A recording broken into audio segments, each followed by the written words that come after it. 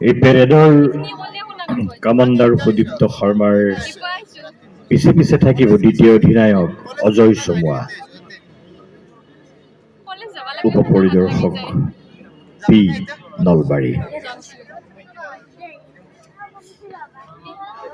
Sudipta Sharma parade commander আৰু অজয় চমুৱা দ্বিতীয় অধিনায়ক।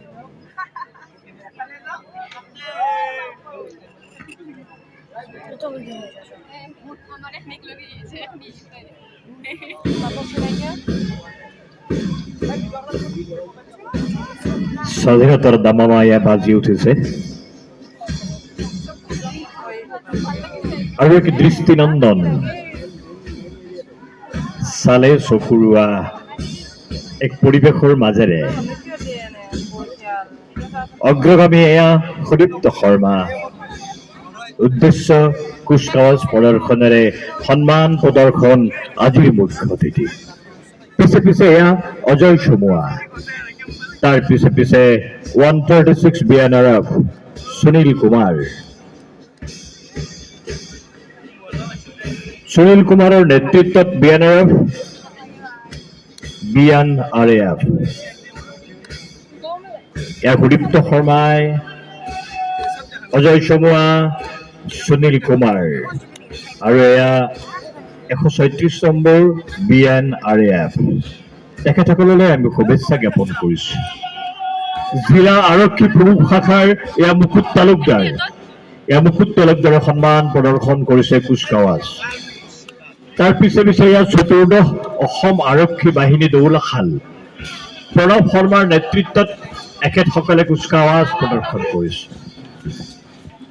ইয়াৰ পিছে পিছে 29 অসম আৰক্ষী বাহিনী মহিলা শাখা সনম চাহুৱে নেতৃত্ব লৈছে।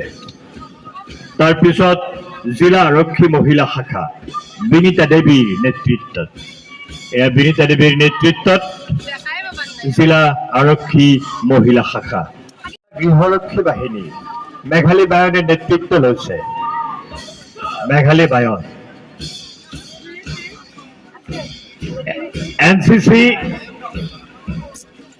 এনচিচি নলবাৰী কলেজ নীতিশ ঘোষ নেতৃত্বত নীতিশ ঘোষ।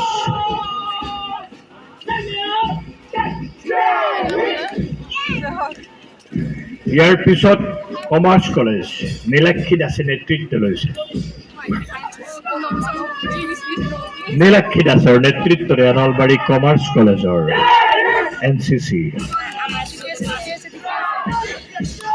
ইয়া গৰ্ডন চৰকাৰী উচ্চতৰ মাধ্যমিক বিদ্যালয় নেতৃত্বত প্ৰিয়ানুজ বৰ্মন। ইয়া দেৱীৰাম পাঠশালা উচ্চতৰ মাধ্যমিক বিদ্যালয় নেতৃত্বত জোন শৰ্মা, পেৰেড কমাণ্ডাৰ জোন শৰ্মা। ইয়াৰ পিছত আমি দেখিবলৈ পাইছো নালন্দা পাব্লিক স্কুলৰ বিদ্যাৰ্থীসকল, নালন্দা পাব্লিক স্কুলৰ সম্ৰাট কাশ্যপে নেতৃত্ব লৈছে, পেৰেড কমাণ্ডাৰৰ দায়িত্ব গ্ৰহণ কৰিছে।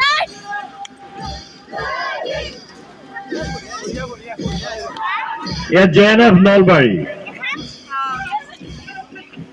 নলবাৰী জেএনএফৰ নেতৃত্বত লৈছে